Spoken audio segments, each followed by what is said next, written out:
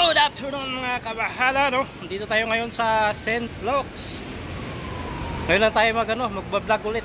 At lumabas ang aking boss. So dito, nagme-merienda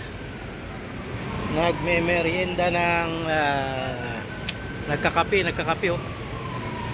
Kape at saging. Ay, nagkakape at nagsaging to.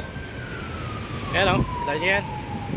2 piraso ang aking naubos. At nabusog na ako. At tingnan nyo sa baba o, may nagme-merienda dyan. Ito ang aking look sa Quezon City. Dahil ay galing na yung Ipugaw. So ngayon lang tayo mag vlog guys. So at dahil ngayon lang ako mag vlog, pa-subscribe naman dyan ng aking YouTube channel, Tanli Bahala Vlog. Ayan o, init dito sa Manila. Kaya yun, buhay driver tayo ngayon. Ayan o, yung madilim-dilim.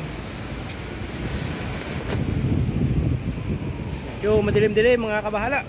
Ayan, malaglag yung cellphone ko dito. Yari to. Ay, shout out dyan sa mga kabahala. Andito na ako ngayon sa Manila. Nagpapainit na naman. At dahil galing ako ng Banawe, Ipugaw, ang lamig doon. Ay, namusog ako. Thank you Lord. Subscribe naman dyan ang aking YouTube channel guys, Tanli Bahala Vlog. Mga kabahala, pa-share and like ang aking YouTube channel, ang aking video guys, ang aking video, para palong-palok ba. Buhay driver muna tayo ngayon guys. Shout out dyan sa mga kamanubila. Pero buhay driver tayo ngayon. Mustang Sauran dyan. Balita ko malaking sahod nyo dyan at malaking bonus nyo. Bakere men.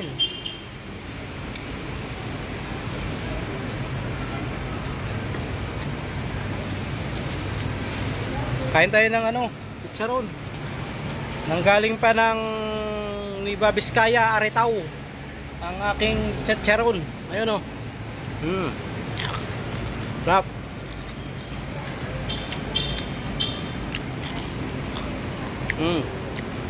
Ganito lang buhay ng driver. Pag wala ang boss, maghantay, merienda, tulog. Ganyan lang ang buhay driver.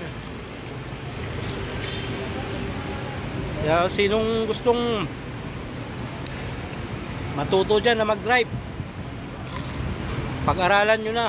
Dahil ang pagdadrive ay magaan sa hanap buhay. At higit sa lahat, malaking sahod kaysa magko-construction. Ganun lang, simple ang buhay.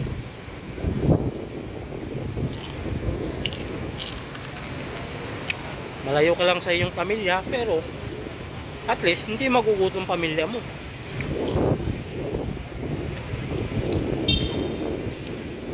May hingi yung kapatid mo ng pera, mangkin mo, may ibibigay ka. Hindi ka palamunin.